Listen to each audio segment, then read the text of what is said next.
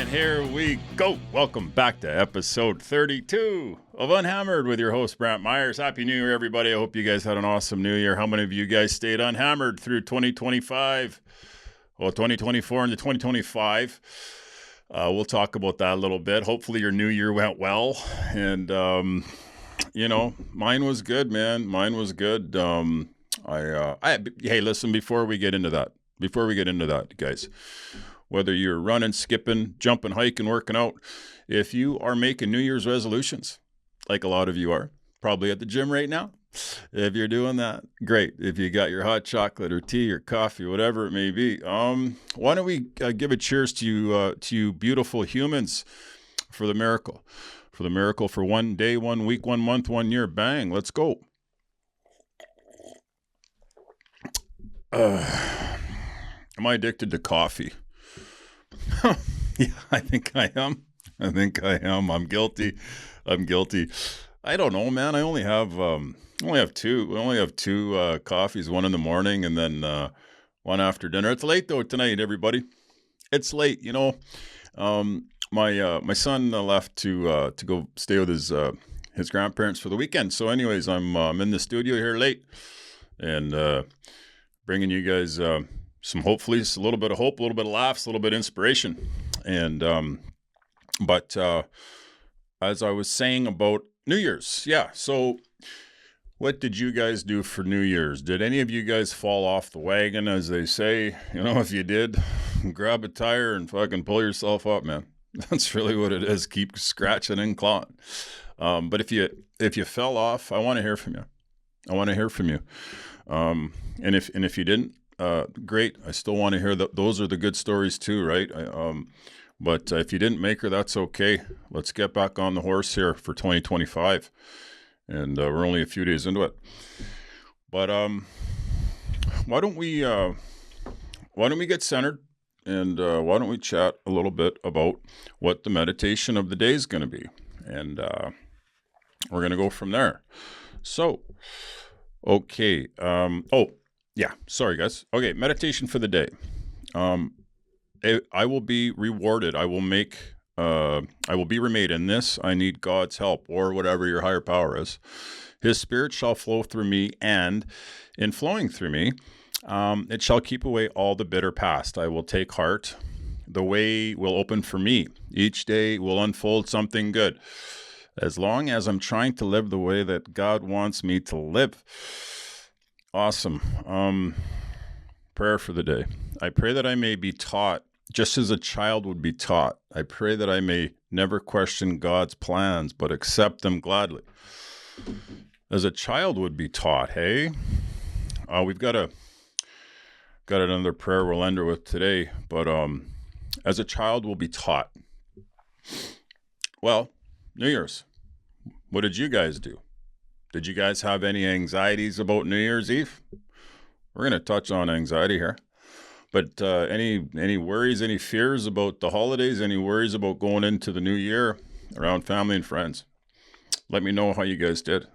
How I did? Well, I spent it with Kane. And what did we do? Got some popcorn. And went up, and I'm so happy we've graduated to a different movie, everybody. Ooh, we were on the Shrek for a while, then the Despicable Me, and then we had the Rocky going, and what other ones did he like? Anyways, guess what we're on now? We're on Terminator. And thank God.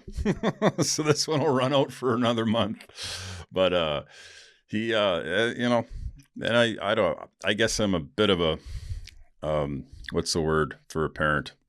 I don't know. I don't think it's that bad. But anyways, he watched me watching one day Lost Boys. And now the kid's a vampire. He literally wants to like not hang from bridges in that way. But if you've seen the movie, you know what I'm talking about. He wants fake teeth. He wants a vampire cake for his birthday coming up next month. So I'm going to dress him up, man. I'll get the makeup on the little guy. And he's listened to the soundtrack for Lost Boys. It's good if you haven't heard it. But hey, also, guys, I wanted to give a shout out to my editor. His name's Patrick Puff. And Patty, thank you for putting your your final touches on everything, on the editing and the reels that you do. And I wanted to acknowledge you. And for everybody out there, when you see the production, I have my studio here and I do my thing, but I send it to Patrick and he puts his little wizard hands on it. So thank you, Patrick, for everything that you do for the UnHammered podcast. And I know you're doing good work with the Oilers Nation. And here's a question. Hey, Brantt, now that you've had a few episodes in under your belt, how has it been? Any surprises? Any surprises? What's a surprise? I think taking praise. I don't do it very well. I never have. I was used to beating up on myself all the time throughout my career, and a little bit on my childhood too, on why my parents didn't protect me. Maybe it was my fault. Living with my grandparents, God bless their souls, but they weren't my parents, So surprises would be people that were writing in and saying nice things, that the podcast has helped them stay sober, or even if they were clean and sober, they've been able to get out of a funk. Excuse me. Or people just write in and say, thanks for letting me understand my son better or my daughter better, or my sister or brother by listening to the show. And when I hear those nice things, it's hard for me to accept them. I'm doing my best, and I think maybe what sobriety and recovery has taught me is being humble. Being humble. Don't get an ego over this. I never got into it for you guys to please subscribe. Make sure you hit that button. Fuck that. Do what you want to do. If you like the video, like it. I don't care. As you've noticed, I don't have a sponsorship on this thing. But somebody did reach out, and I might do it. I don't know. It's for a good cause. So it won't be about the money. I ain't fucking Joe Rogan. I ain't Joe Rogan. Or Theo Vaughn. But I got a nice little following of people that I built here since May. And that's all that matters to me. So I don't really care about all that other stuff. So the surprises would just be me, the overwhelming, the overwhelming response of people reaching out to me, and then me not really knowing how to accept it. Maybe that's a good answer. Other than that, it's been consistency, man. It's like anything in life, right? As we talked about, my sister losing 50 pounds last week, right? Consistency. That's how you do it. Let's go to see what the response is. I wanted to talk about anxiety and that beast that if any of you deal with anxiety or have dealt with it, man, it's probably, other than me overdosing on crack, it's the fucking strongest thing I've ever experienced. And it stays with you, like it sometimes gets better. But why don't we see what it is here, what the definition of anxiety is? I would say on my end that anxiety would be restlessness. If I don't sleep properly, like get enough hours, if I'm not working out, if I'm not, I think sort of like toning down situations in my life, I can feel anxiety creep up. And when I'm eating like shit and I'm not going to the gym and I'm not being productive, then it takes a hold of me, man, sometimes. I'm like, fuck, I gotta snap out of this, dude.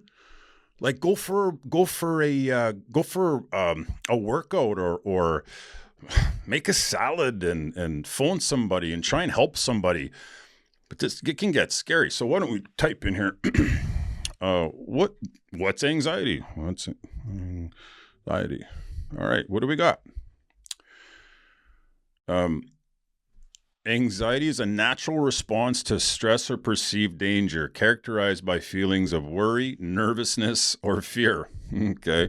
It's a normal part of life and can even be helpful in certain situations, such as preparing for a big event or avoiding potential risk. However, When anxiety becomes excessive, persistent, or interferes with daily functioning, it may be classified as an anxiety disorder. I think I got that. All right, here we go. Types of anxiety disorders. General anxiety disorder. Excessive worry about various aspects of life, such as work, health, and relationships. I mean, maybe we all got that. Shit, isn't that just life sometimes? I don't know. Panic disorder. Sudden, intense episodes of fear. Panic attacks. Okay, I've had that. That include physical symptoms like a racing heart, shortness of breath, or dizziness. Yeah, when I went to the hospital and I thought I was dying, I had that. Social anxiety disorder, fear of social situations or being judged by others. Phobias, intense fear of a particular subject or situation. Heights, spiders. Mine was different. Mine was situations that I couldn't control. Being in an airplane, couldn't get out. Being stuck in traffic, can't get out. Anything that I didn't have control over, that was really a scary thing for me, and they call it a phobia. Post-traumatic stress disorder, anxiety triggered by a traumatic event. I think probably all of you can experience that when it comes to a tragic event. Till this day, like, when you see when you see people on Twitter or whatever it is, and they're posting like fight videos, people just fighting in high schools, these high school kids. It's fucking ridiculous. That's what it is. It is. It's just bad for the brain. But I'll tell you what, I haven't played now for how long? Wow. Jesus, 19 years. So I haven't fought in 19 years, right? Wow. But anyways, I deal with that post-traumatic stress disorder today. Anytime it gets loud around me, and that has to do with when I was little, when I was 5, and my mom was taking a real bad beating that night. When I was 5. And the scream from her voice has never left me. And when I hear women screaming, it bothers me.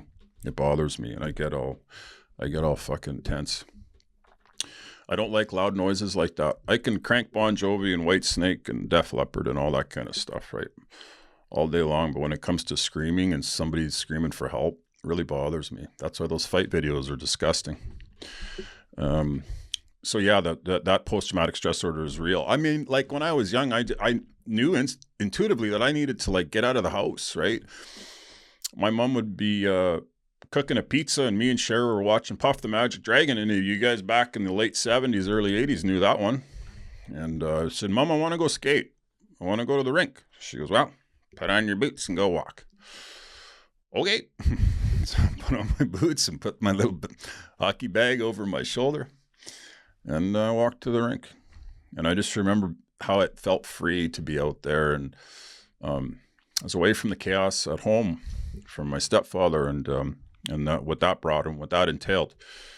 So I just wanted to be on the ice. And but anyways, yeah, this post-traumatic stress, what about you guys? Have you guys experienced that in your life growing up? And does it still rear its head today? It does for me, man. It's never really left. And I've gotten therapy on this. Common symptoms of anxiety: excessive worry or fear, feeling of restlessness or on edge, difficulty concentrating. Yeah. Physical symptoms: heart rate, sweating, shortness of breath. We talked about that. Cause of anxiety: genetics. A family history of anxiety disorders can increase risk. Didn't know if my dad never talked about that. Or my mom, I don't think. Lifestyle factors: poor diet, lack of exercise, or substance abuse. Boom. Okay. How to manage anxiety: lifestyle changes, regular exercise, a balanced diet, and sufficient sleep. Hey. Oh, I think I'm 3 for 3 on that one. Yeah, that's exactly what I said. Relaxation techniques: meditation, deep breathing, or yoga. I love yoga. Haven't done it in a while though. Therapy: cognitive behavior therapy. Yeah, I think that works. What else? Support groups. Yeah, and then therapy. I go to therapy. I've seen my therapist now. How many times have you seen him, Brantt? 15. I've seen him 15 times. And I needed it. You get to a place in your life, everyone, when you're, you're on the back nine. You're teeing up on the back nine now, man. You're north of 50 and you're teeing up on the back nine. And what hole am I on? I don't know. I'd like to think I'm maybe on hole 12. Man, hole 12. But my game of life isn't that good. It's like a golf game. In the fucking bush, losing balls in the water. Scores all over the place. And, just chopping away, man. Chopping away. That's how my life has been. This is one fucked up golf game sometimes. Oh, well.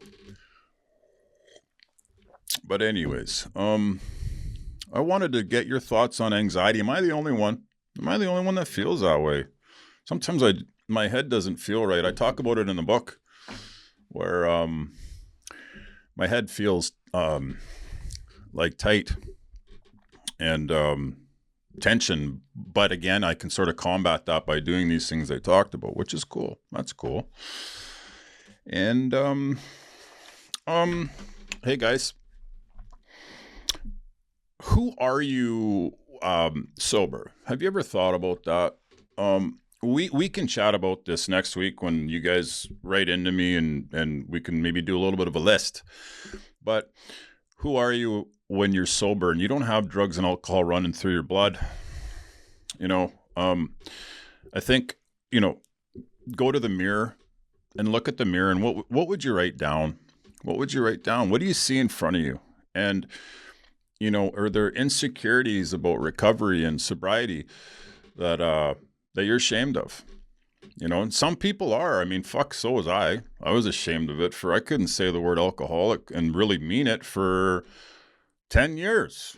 It was 10 years. But what would you write?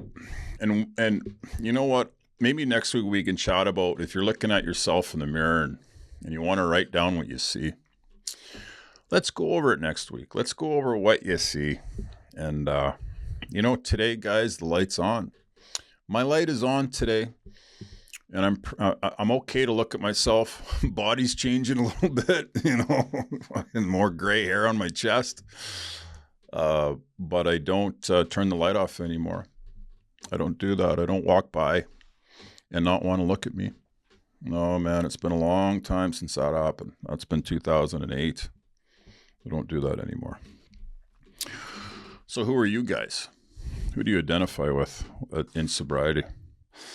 Here's an interesting one. I was told a stat. I want to see, what do you guys think about, what are the odds of staying sober?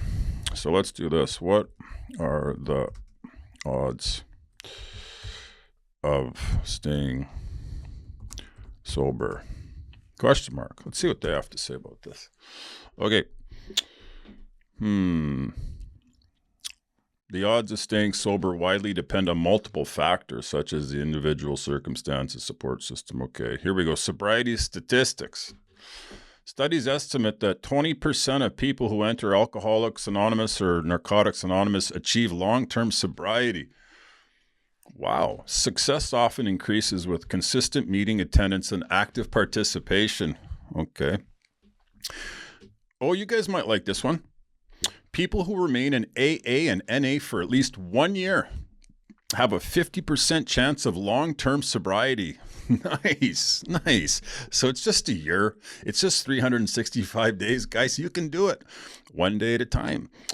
Treatment centers, 40 to 60% of people who complete inpatient or outpatient treatment programs maintain sobriety for at least a year. That's not what I heard. And that's not what I seen in all 5 of them. I was told it was about 5%. And I believe that. I do. Relapse rates. Approximately 60% of people in recovery relapse within the first year. However, relapse is often seen as a normal part of recovery, not a failure. I agree. Thank you for not giving up on me, people. And many go on to achieve long-term sobriety after learning from their setbacks. Right on. What else we got? Hopeful perspective is what they say. While the odds may seem daunting, many people achieve long-term sobriety. Each individual's journey is unique, and the focus should be on progress rather than perfection. I love that. Support, education, and professional commitment to change are key in improving your chances. So yeah, guys, it's a hopeful perspective, right? Yeah, and you know what? You better want to be the 5%. You better want to be. I wanted to be that 5% when they told me that in a year, 5 people out of 100 will stay sober, at least 365 days. And I wanted to be that person between 1 and 5. I did. I wanted it bad, man. You got to want it bad, like anything, right? Hey guys, what do we got here? Oh, what do we got here? We got,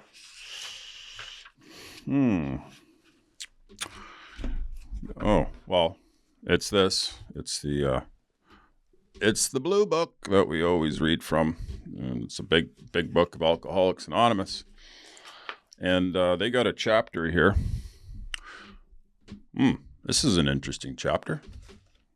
Working with others. Oh, okay. I love that. Practical experience shows that nothing will so much ensure immunity from drinking or doing drugs as intensive work with alcoholics or addicts. It works when other activities fail. This is our 12th tradition. 12th suggestion. Carry this message to other alcoholics and addicts! ! You can help when no one else can. You can secure their confidence when others fail. Remember, they are very ill. I have to remember that. I have to remember that I was sick and people didn't give up on me. And when you're dealing with somebody that just can't get it, and you have to say they're a sick person and it's between them and God.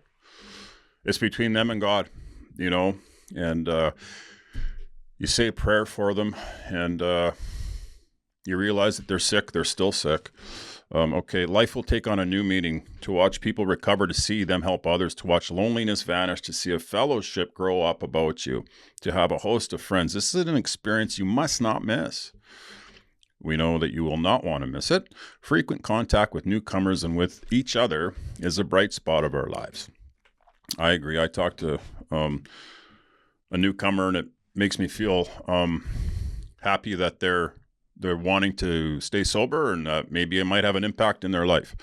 Perhaps you're not acquainted with any drinkers or drug users who want to recover. Man, that's a big one, eh? You can easily find some by asking a few doctors or just stop by a few hospitals. They will only be glad to assist you. Don't start out as an evangelist or reformer. Unfortunately, a lot of people and prejudice exists. You will be handicapped if you arouse it. Doctors are competent, and you can learn much from them if you wish.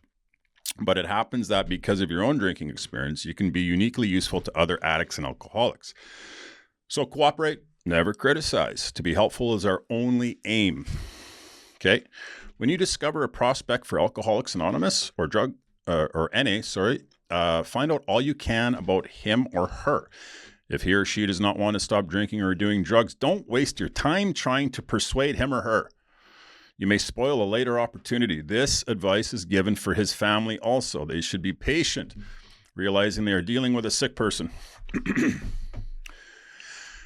Yeah, that's tough, especially if it's a family member, right? Or a child. How the fuck do you let them go on killing themselves? How do you do that?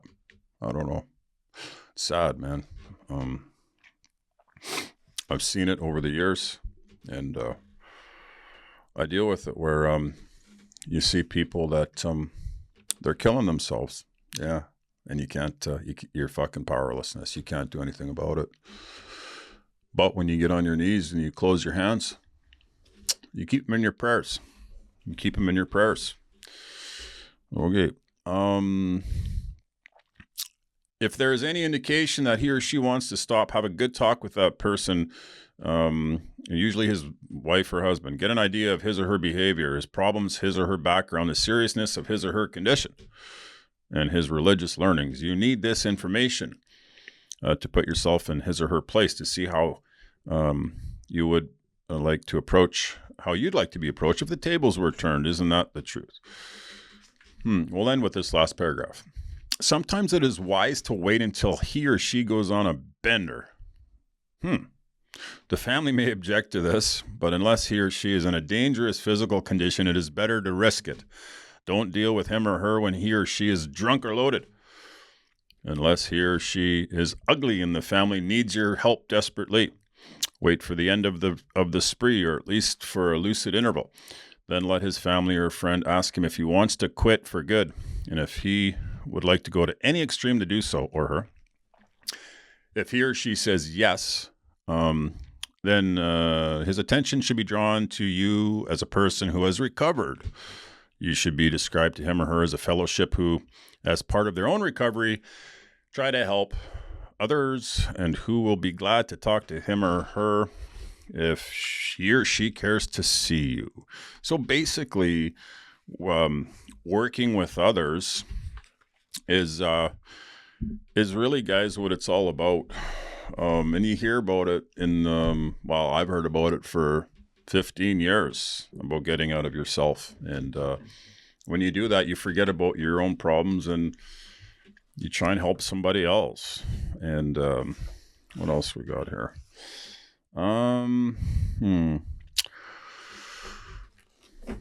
Have you guys turned your pain into some type of purpose? And maybe that goes back to that question about if you look in the mirror, what do you see and what do you write down, right?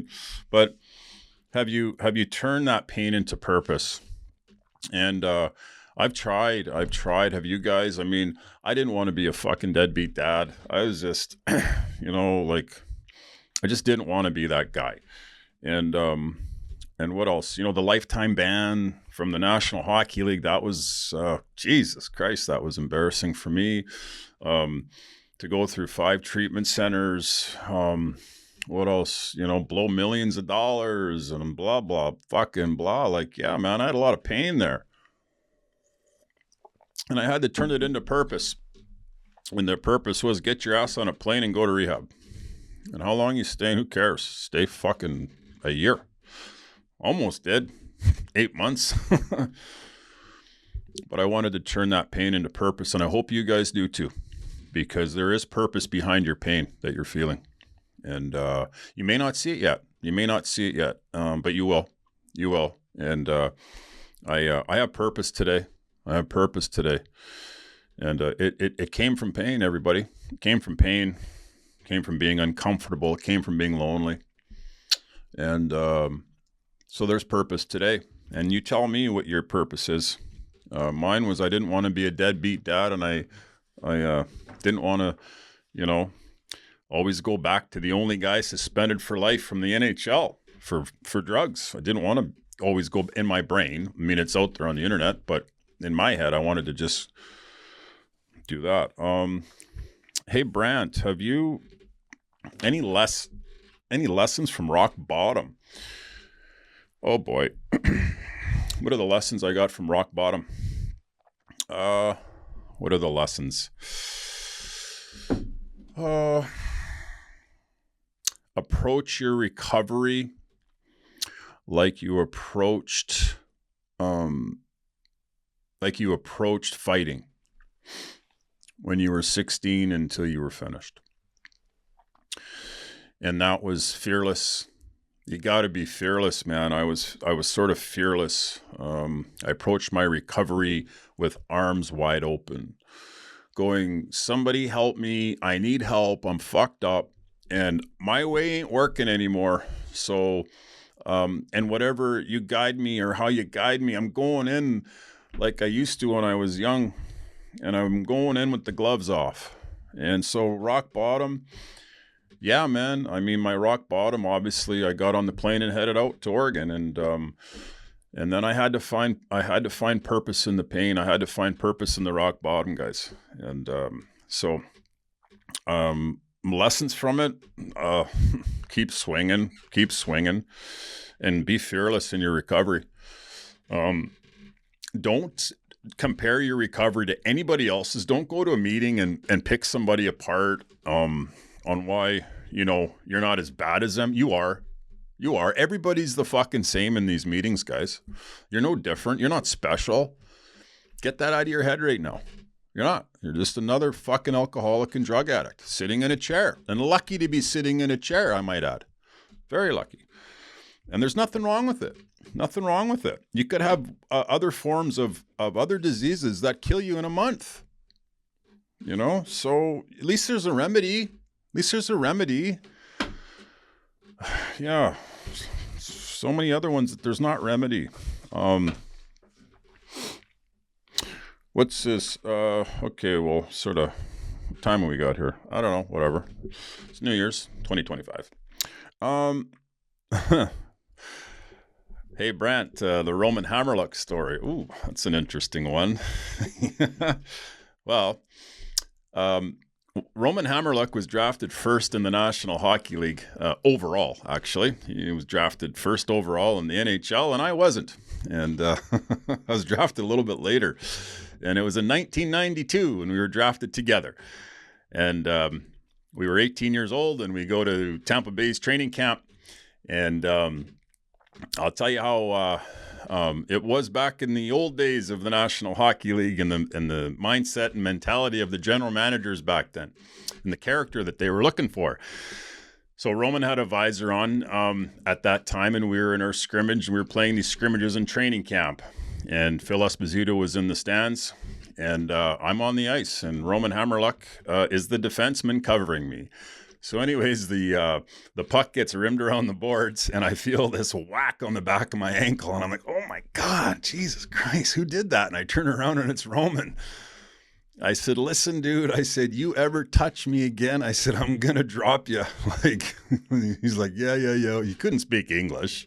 So anyways, I don't think he even knew what I said. So anyways, I'm waiting there again, and the puck gets rimmed around again. And what do you know? Who whacks me in the back of the leg? Hammer. And hard this time. Well, I look back at him, and I'm going like this with my gloves, and Roman drops his gloves. Here's the first overall pick in the National Hockey League, and I grab him, and unfortunately, I give him an uppercut, and he goes down. And the next thing I see is Phil Esposito running down from the stand, screaming at me to get over there. And I'm like, oh my God. He goes, what the hell are you think you're doing? You know, this is our first overall pick, and you're knocking him out in training camp? Jesus, settle down, Brantt. You know, like, enough of this stuff, right? And I'm thinking to myself, oh my God, like I'm obviously going to be in big trouble after this. So anyways, the scrimmage ends, and I get a message to go see Phil in his office. I'm like, oh God, here it comes. So I go in, I sit down, and he said, Brantt, he said, here, I got a question for you. I said, yeah, what's that, Phil? He says, well, he said, listen, if that puck gets rimmed around the boards again and Roman two-hands you, what are you going to do? I said, well, I'm going to drop my gloves and drop them again.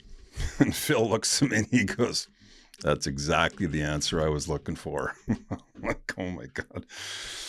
Man, times have changed. Hey, old school NHL, old school general managers, I tell you. But me and Roman became real good buddies after that. And after that fight, we hung out all the time, actually. Went out to eat and went to movies together, and we became real good buddies. It's funny how a fight can bond you together like that. And I give him kudos for dropping his gloves. I mean, I had, 40 fights that year in the Western Hockey League, and I think that was Roman's first. So good on you, Hammer. Anyways, that was the Hammerluck story. Okay, guys. Why don't we end it with a prayer? And it's one from this bookmark that I have. And it is it's the third step prayer. I like this one. So, God, I offer myself to thee to build with me and do with me as thou wilt. Relieve me of the bondage of self, that I may better do thy will. Take away my difficulties, that victory over them may bear witness to those I would help of thy power, thy love, thy way of life. May I do thy will always. I love that. And I love you guys. And thank you for listening. Thank you for tuning in. Thank you for writing and write in again. And we'll discuss some of this stuff next week. And I hope you beautiful people having wonderful 7 days, and let's all stay unhammered together for another week. Thanks, guys. We'll see you soon. Bye.